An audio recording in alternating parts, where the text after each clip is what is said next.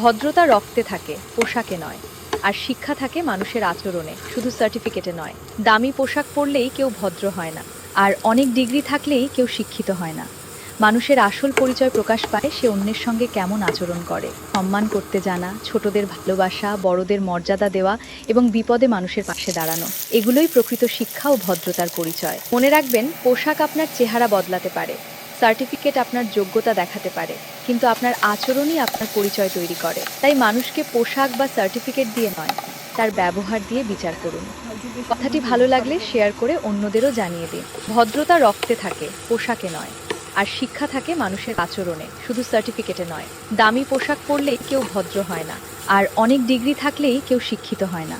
মানুষের আসল পরিচয় প্রকাশ পায় সে অন্যের সঙ্গে কেমন আচরণ করে। সম্মান করতে জানা, ছোটদের ভালোবাসা, বড়দের মর্যাদা দেওয়া এবং বিপদে মানুষের পাশে দাঁড়ানো, এগুলোই প্রকৃত শিক্ষা ও ভদ্রতার